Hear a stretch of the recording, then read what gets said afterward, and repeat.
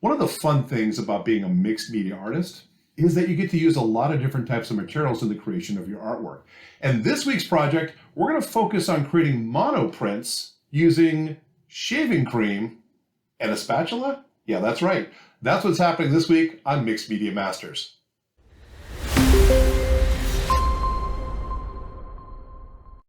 Hello makers, and welcome back to the studio. If it's your first time here, thank you for being here. Would love to see more of you. Feel free to hit that subscribe button wherever it is. It's around here somewhere. And we'll let you know whenever we drop new videos. We drop one a week, and we're always happy to help you unleash your inner artist. Now, what are we working on today? We're going to be creating what are known as monoprints. And a monoprint quite literally means that it's a one-off. It's a one print, one type of thing. In order to do this, we're going to take advantage of some materials we have lying around the house, including a dinner plate.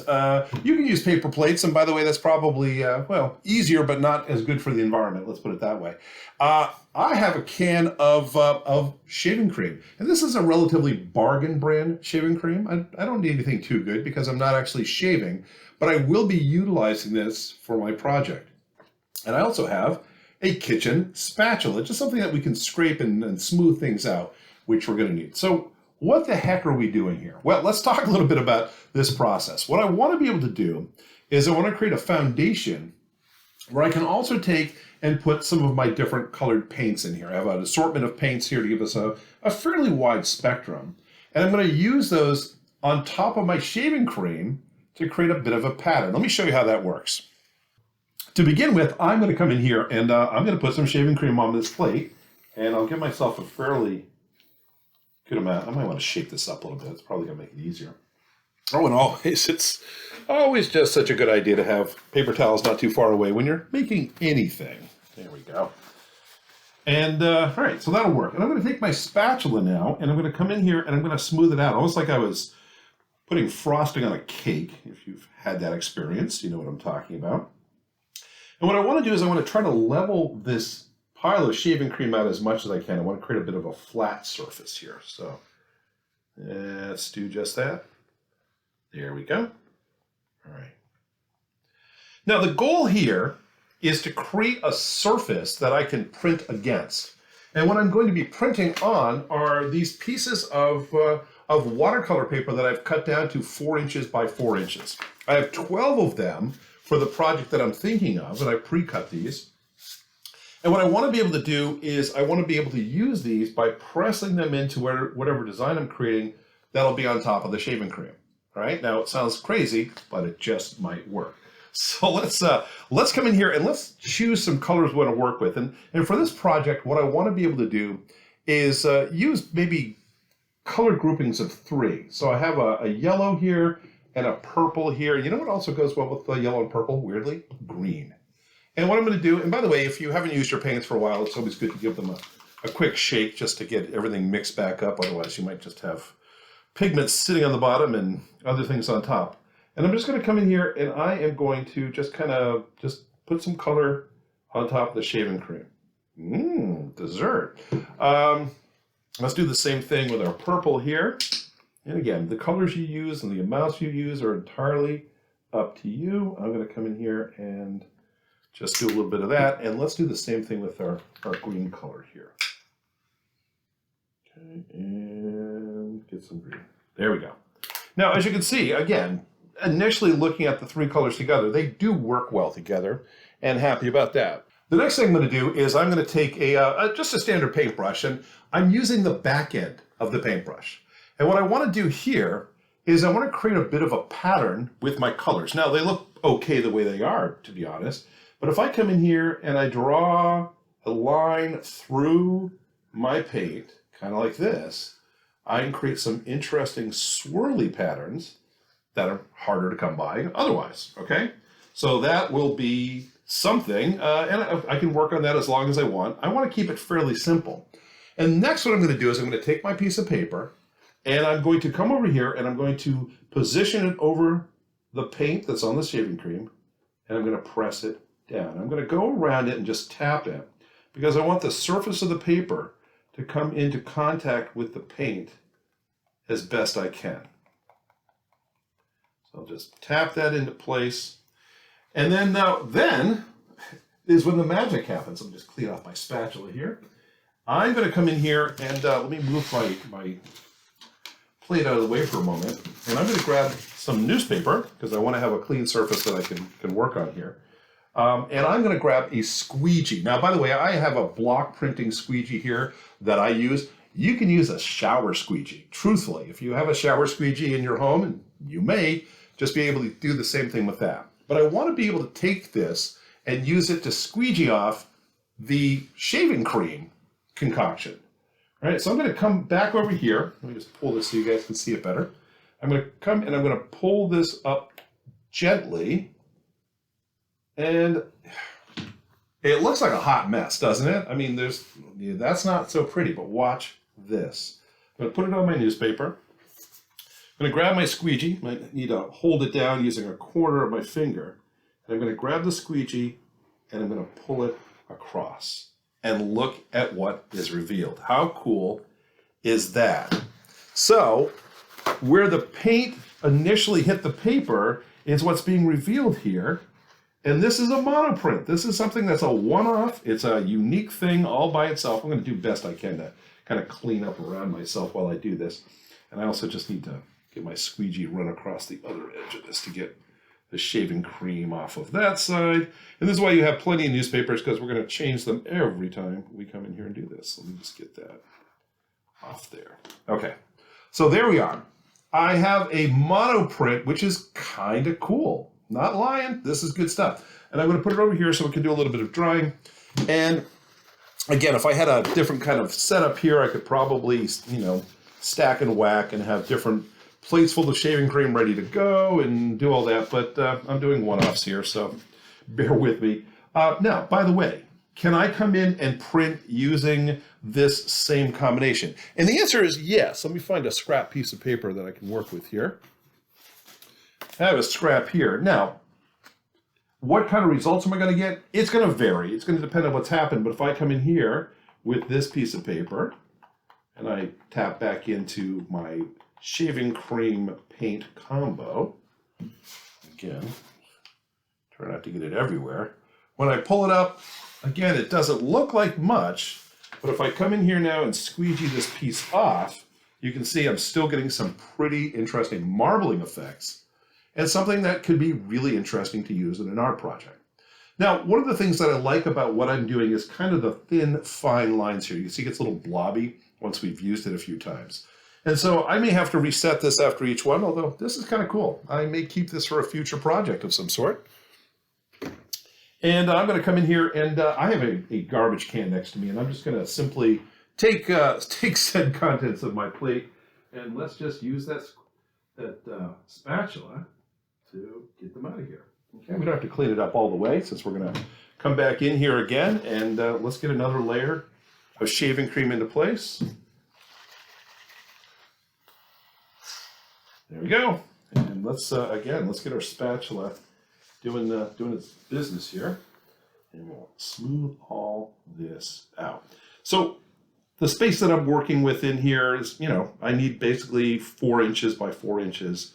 So I don't even need the whole plate, but that'll work. Let me slide these guys over to the side. And now, again, when I'm thinking about my project, do I want to have a couple of squares that have similar colors here and kind of mix and match them? I'm going to put these all together. My goal here right now is to have this piece and combine them across a sheet of paper so they kind of create a tile, if you will, kind of a large mosaic of these different shapes. That's the objective.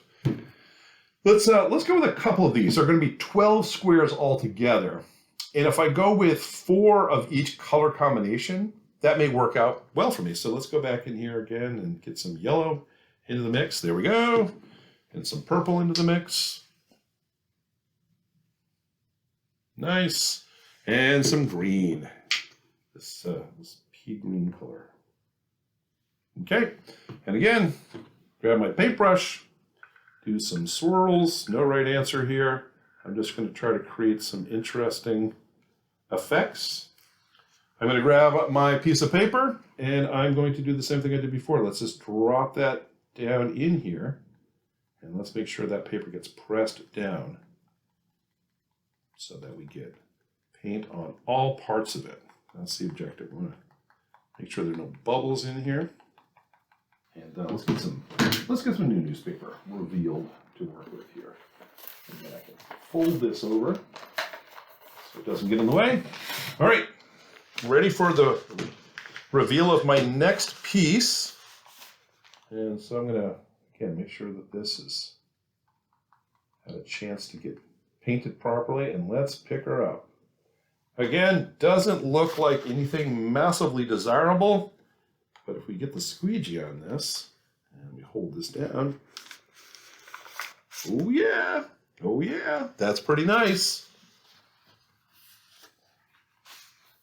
Okay, and again, let me just in here and get this edge cleaned up there. All right.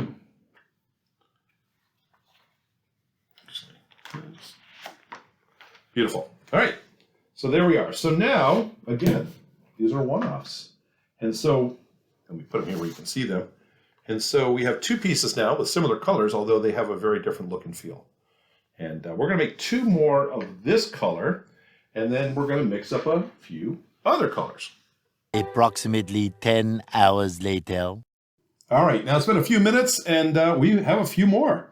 So we have been able to add a total of 4 of these pieces that are going to share this particular color combination. And that's really the objective here. I'm going to put these up here and let them dry. And let's focus our attention on what we want to be able to do next. I have some fresh shaving cream to work with here, and I'm thinking I've got a bimini blue. I've got an orange here. Those look really nice together too. What would be a good third color to drop in here? You know, got a little bit of red. We'll kind of use this as an accent color anyway. Let's get some blue in here. Let's see how this all works out for us. Similar process. Let's just get some color in there. Let's get some orange on top of that. Nice. Actually, you know what?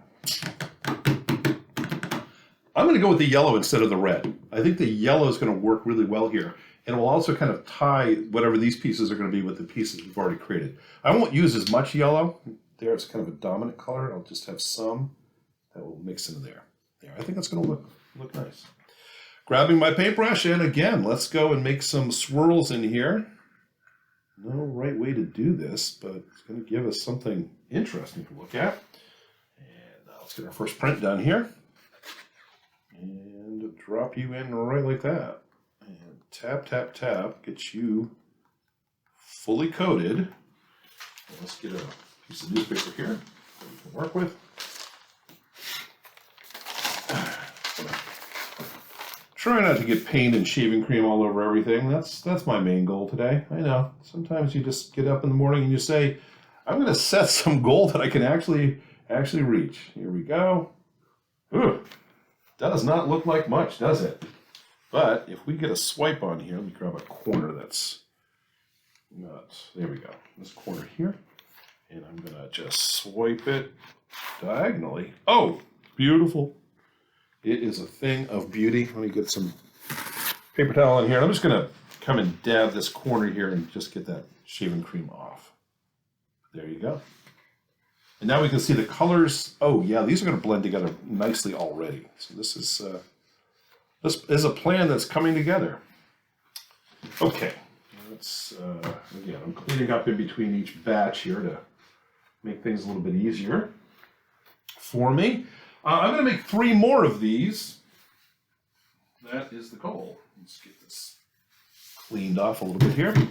And I will get some more shaving cream into the mix. And yeah, instead of just chattering at you, let's get through this quickly so that you can follow along. But you know what we're doing here. And we'll just do it. And when I get back, we'll take on some new colors.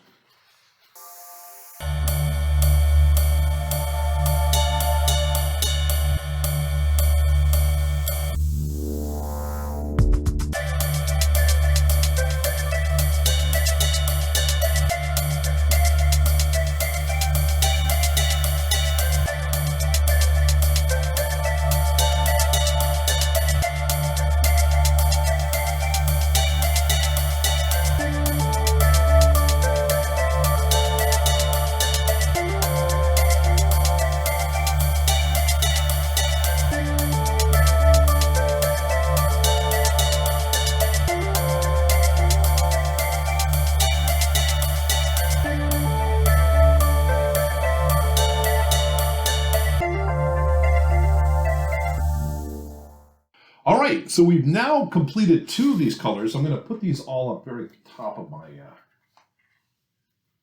my workspace here to let them dry. And we need to create, well, we've created so far 8, and we have 3 more that need to be created for this piece to come together. So I'm going to come up with 3 more colors. I have a dark blue that I think will come in here. We're going to have a dark blue and a red. And you know what? I've got a pink. And we'll see how these 3 colors work together. And let's get some, again, we'll get these shaken up. Here we go in there. And let's get some blue. Beautiful. Let's get some red.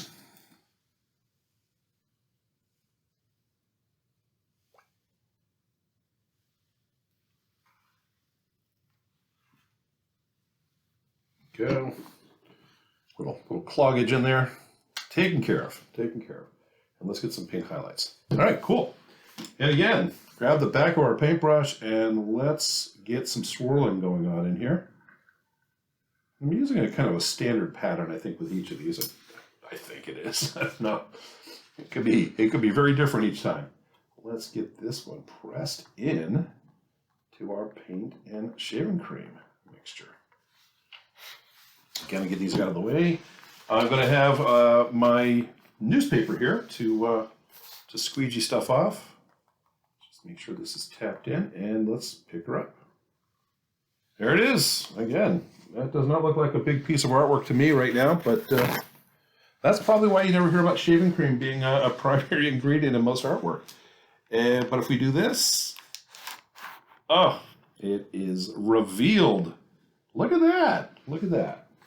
All right, so I'm going to create 3 more of those, and once we have all 12 pieces done, we'll come back and I'll show you how we're going to assemble these together into a final piece of artwork.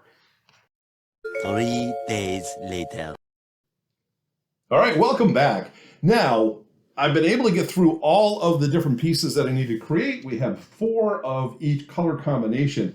And what I want to be able to do is I want to assemble them onto my final sheet. Let me just move these guys out of the way for a second here. And I'm going to bring in my big piece of paper here.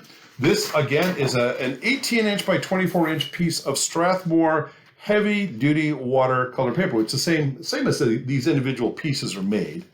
And I want to basically create some sort of a matrix, if you will, where we can come in here and put a color, a block, I should say, and another block next to it, and then another third block next to it like that, and create a mix and match of these different things. And I want to kind of, as we go down here, not put any 2 of the same things next to one another. So kind of dry fit them like that.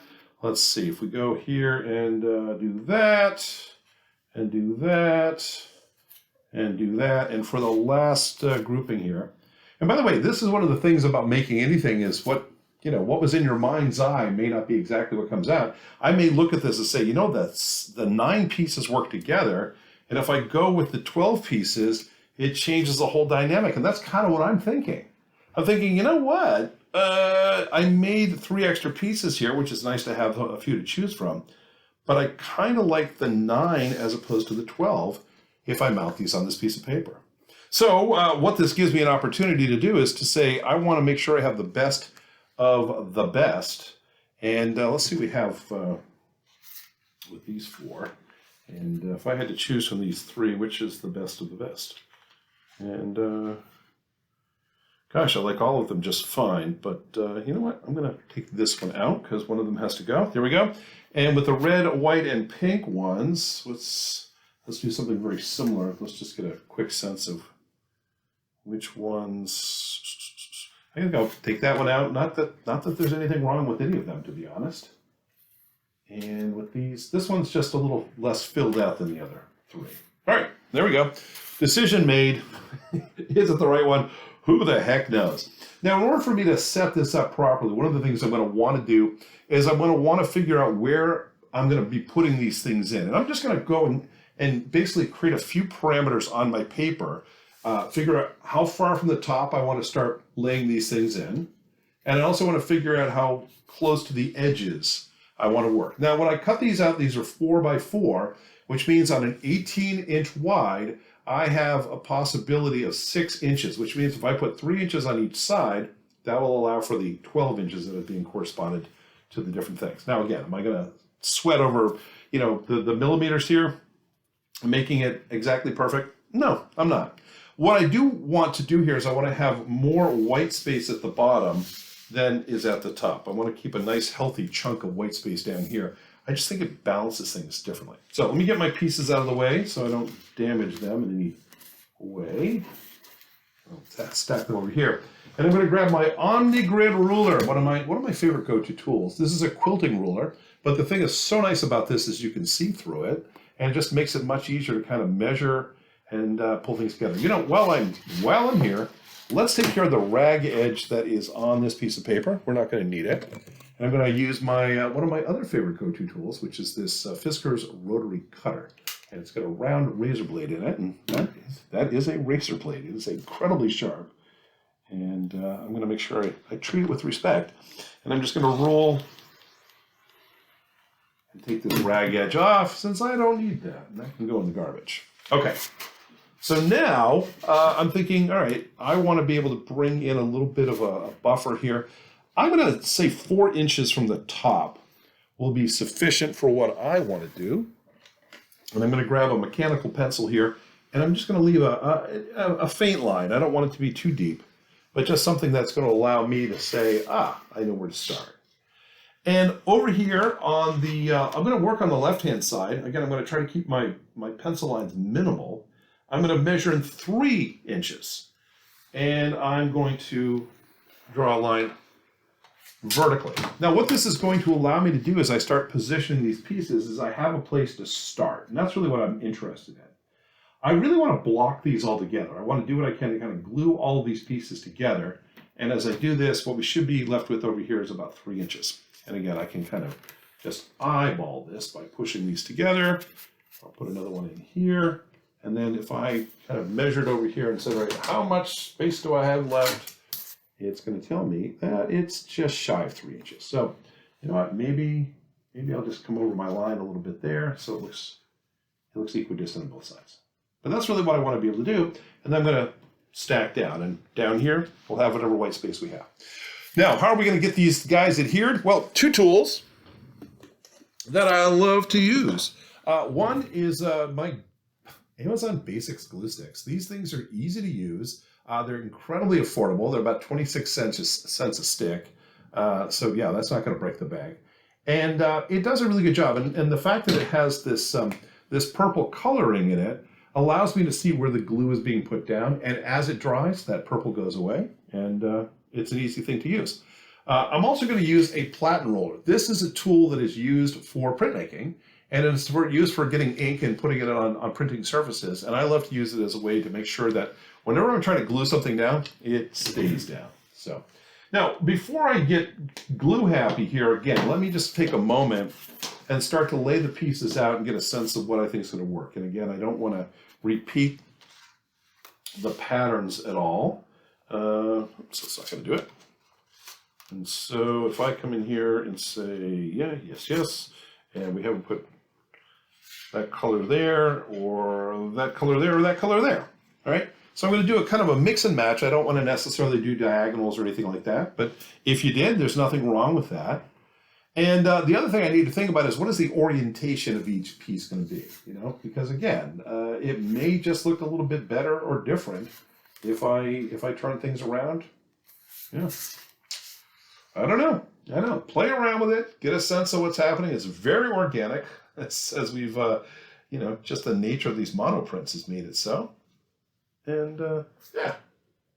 And as I'm gluing, who knows? I might change my mind as I'm putting an additional piece down.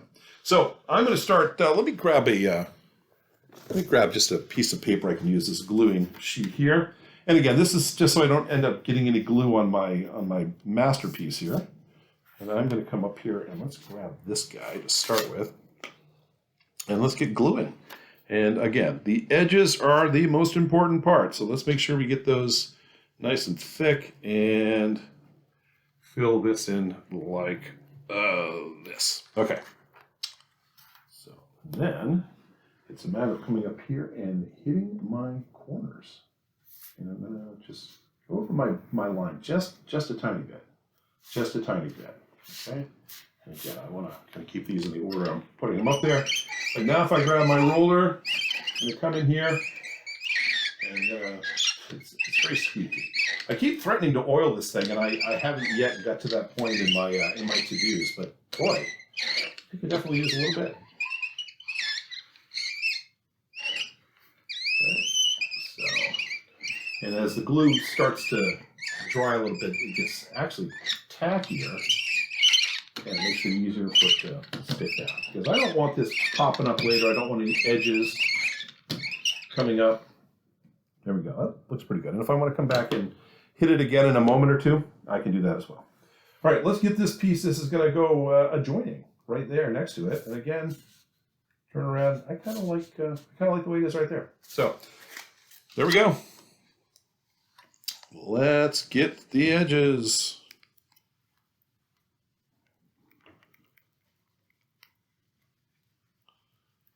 It's okay to put this on really thick because you're gonna want this later. All right, so and let's just make sure that these two pieces of paper look like they belong together, and they do.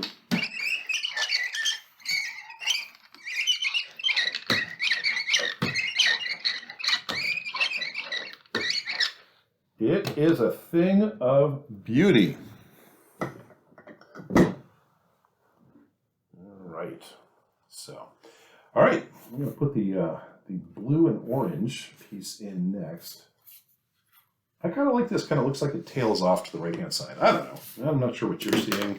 If you're seeing the same thing I am. Again, sometimes you just peek in and see which is the better answer. I'm going to do it like that. And that's my decision. Oh, and time for a new glue stick because, yeah, they do run out eventually when you're using them up like that.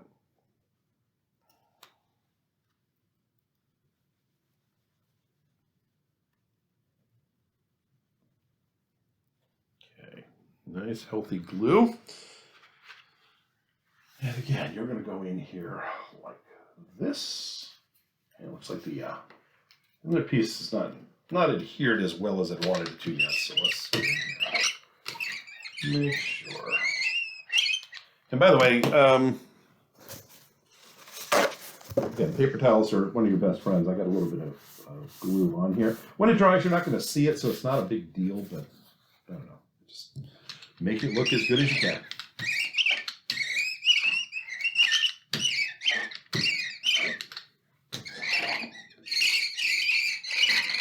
All right. That worked out. That worked out nicely. All right, so for the next layer, we're going to have the red, white, and pink. We'll have the orange and, turn it that way.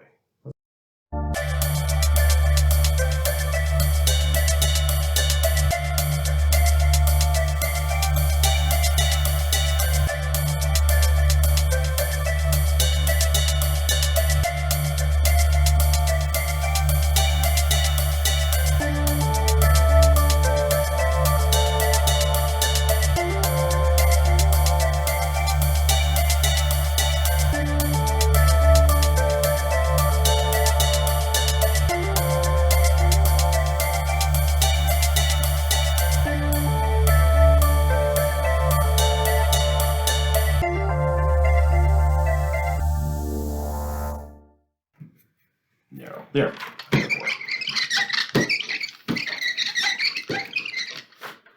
All right.